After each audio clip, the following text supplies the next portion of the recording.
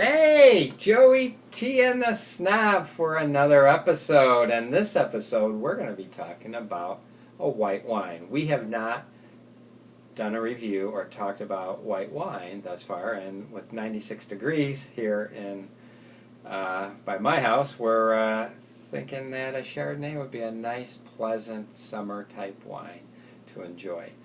And I would say Chardonnays over the years have had a bad rap, especially from U.S. or California type Chardonnays.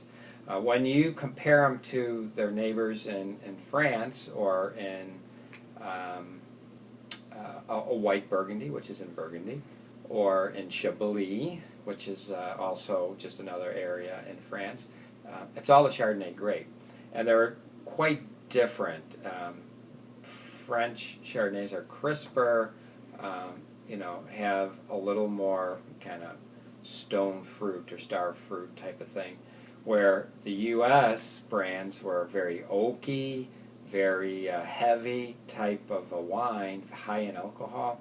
And so they had to reinvent themselves, and I think they started to use some of the same processes that French Chardonnays and other countries were doing. So they started going into cold fermentation, using stainless steel, using cement vats.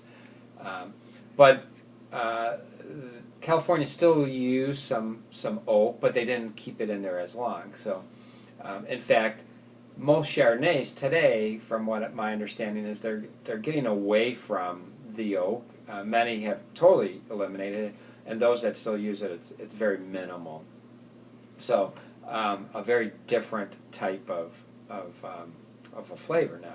So they're lower in alcohol, but they are still a little bit different from a French or a white Burgundy. And I would say you should try a white Burgundy and then compare it side by side with the U.S. And I think you're going to see a whole lot different.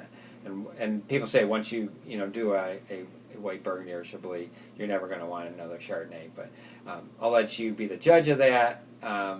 The cost of a good U.S. Chardonnay, you can probably spend $20, where in a white Burgundy or Chablis, you can be getting into the 40s. So I would not spend that much on a Chardonnay. The other thing too is about storing or cellaring Chardonnays. You could, depending on who the producer is and how how high end and will they be able to last. They can go up to 8 years, 8, 9, 10 years. I personally wouldn't lay them down more than 2. I just rather drink them earlier rather than holding them for later. So let's try this one. Here was a very inexpensive California. It's from Napa. It's a 13.9 alcohol, and again, if you remember this one's on the side where it says the alcohol content. So you see it's light, and there you go, safe swirling, kind of tying all this together. You're going to start to see some legs on here. Legs would be the kind of the lines coming down the side of the glass. So very clean and crisp. I'm going to get, like I said, you should get some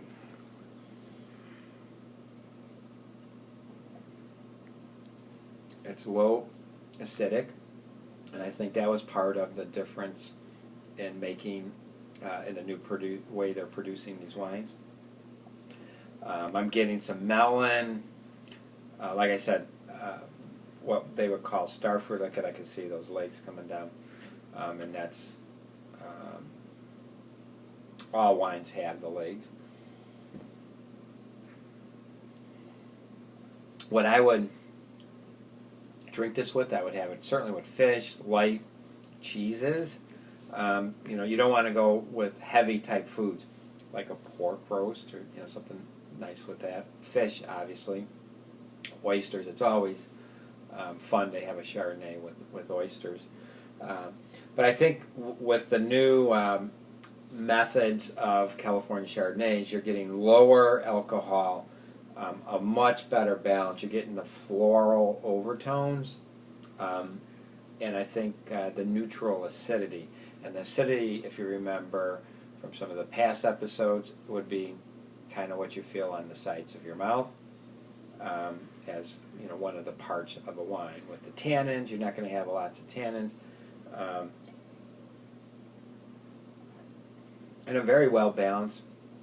I would say, talk to your wine store, or when you go to a restaurant, your sommelier. Ask for try a white Burgundy or a Chablis, and kind of have fun comparing between the different countries' style of wine. So, hope you learned some things today. I had fun sharing. If there's something that you'd like to hear, certainly send me a note or through my email, joey__t@hotmail.com. Hit that like button, show me some love. I'll keep coming back at you. And let me know if there's something you want to hear about. Joey T and the Snob signing out.